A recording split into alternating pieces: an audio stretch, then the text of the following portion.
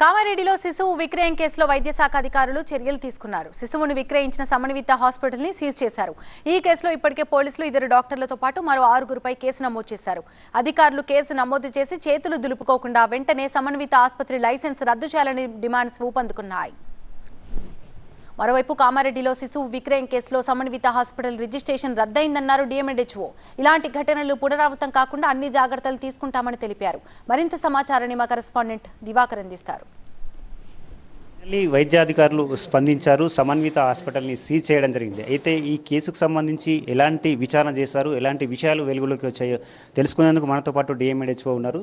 చెప్పండి, అంటే PCP NDT act ఏం చెప్తుంది, ఈ అంటే బాలుర విక్రయ కేసులో ఎలాంటి విషయాలు వెలుగులోకి వచ్చాయి, మీరు ఎలాంటి చర్యలు తీసుకున్నారు? సార్, ఇది ఆ యొక్క బాలురు విక్రయం కేసు అన్నది మా పరిధి కాదు సార్, అది DWR గారు చూసుకుంటారు. ఆల్రెడీ ఆ డిపార్ట్మెంట్ తరఫున వాళ్ళపైన కేసు బుక్ చేయడము ప్లస్ దానిపైన కేసు ఫైల్ చేయడం కూడా జరిగింది. సో మా కాన్సన్ట్రేషన్ అంతా కూడా ఏంటంటే హాస్పిటల్ ఇర్రెగ్యులారిటీస్ ఆయన తర్వాత అక్కడనేమో పీసీపీఎన్డీటీ యాక్ట్ కింద వాళ్ళకి సంబంధించిన మిషన్ పైన ఎలాంటి ఇర్రెగ్యులారిటీస్ ఉన్నాయి, యాక్ట్ కింద వాళ్ళు ఫాలో అవుతున్నారా లేదా దానిపైన కాన్సన్ట్రేట్ చేయడం జరిగింది. మా టీమ్ ఆఫ్ ప్రోగ్రామ్ ఆఫీసర్స్ తర్వాత మార్నింగ్ అంతా కూడా విజిట్ చేసి దానికి సంబంధించిన రిపోర్ట్ ఇవ్వడం జరిగింది. సో ముఖ్యంగా మేము నోటీస్ చేసిన ఏంటంటే వాళ్ళకి సర్టిఫికేట్ అన్నది కూడా డైరెక్టర్ ఆఫ్ వాళ్ళకి హాస్పిటల్ వాళ్ళకి సర్టిఫికేట్ సమన్విత హాస్పిటల్ పైనే నేమ్ పైన ఇవ్వడం జరిగింది. దానికి వాళ్ళు ట్యాగ్ యాడ్ చేసుకునేసేసి సమన్విత అండ్ ఇన్ఫర్టిలిటీ క్లినిక్ అని చెప్పేసేసి వాళ్ళు అది ఫ్రేమ్ చేసుకోవడం జరిగింది. హాస్పిటల్ ముందు కూడా అది రికార్డ్స్ అన్ని కూడా మేము తీసుకున్నాము. సమన్వితకు ఇప్పుడు సీజ్ చేశారు సార్, అంటే భవిష్యత్తులో మళ్ళీ రీఓపెన్ అయ్యే అవకాశం ఉందా, ఎట్లా ఉండబోతుంది?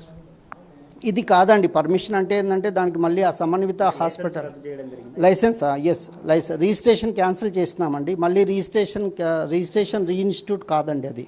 సో దానిపైన కావాలి అంటే మళ్ళీ కమిటీ ఉంటుందండి. ఆ కమిటీలో కలెక్టర్ గారు, ఎస్పీ మేడం వీళ్ళందరూ కూడా కమిటీ, ACLB గారు, తర్వాత IMA ప్రెసిడెంట్ గారు, ఈ యొక్క టీం ఉంటుంది. ఆ టీం ప్రకారం వాళ్ళ ఒపీనియన్ తర్వాతనే వాళ్ళకి 100% అది మళ్ళీ రీఇన్స్టిట్యూట్ కాదండి. కేసు వెలుగులోకి వచ్చిన నేపథ్యంలో ప్రజలకు మీరిచ్చే పిలుపైంది, ముఖ్యంగా లింగ నిర్ధారణ విషయంలో కానీ భ్రూణ హత్యల విషయం?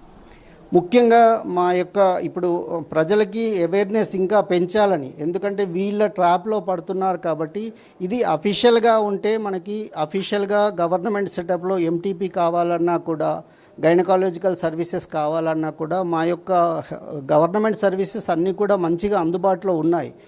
కొందరు అంటే ప్రజలు తెలియక దాన్ని వీళ్ళ ట్రాప్లో పడేసేసేసి అది బయట ఎక్స్పోజ్ అవుతామేమో అన్నట్టుగా వాళ్ళు వెళ్తున్నారు. సో దానికోసం మా ANMస్ని, ఆశాస్ని అందరినీ కూడా మొబిలైజ్ చేసేసేసి లీగల్గా కష్టం ఉంటే ఈ విధంగా లీగల్గా కూడా దీనిపైన మనం అప్రోచ్ కావచ్చు.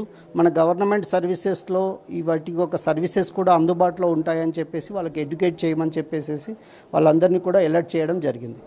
మొత్తం మీద ఇష్యూ జరిగినటువంటి సమన్విత హాస్పిటల్ లైసెన్స్ను రద్దు చేశామని చెప్పి డిఎంఎడ్హెచ్ఓ చెప్తున్నారు. భవిష్యత్తులో కూడా ఎవరు ఇలాంటి చర్యలకు పాల్పడకుండా కఠిన చర్యలు తీసుకుంటామని చెప్తున్నారు. ఏదైతే సమన్విత ఉందో ఈ ఫర్టిలిటీ కేంద్రాన్ని అనుమతి లేకుండా కొనసాగించారు. అందులో ఉన్నటువంటి మిషనరీ స్కానింగ్ మిషనరీ విషయంలో కూడా లోటుపాట్లు ఉండడం వల్ల దాన్ని సీజ్ చేశామని చెప్పి డిఎంఎడ్హెచ్ఓ చెప్తున్నారు. కెమెరా పర్సన్ అరవింద్తో దివాకర్, TV9 కామారెడ్డి నుంచి.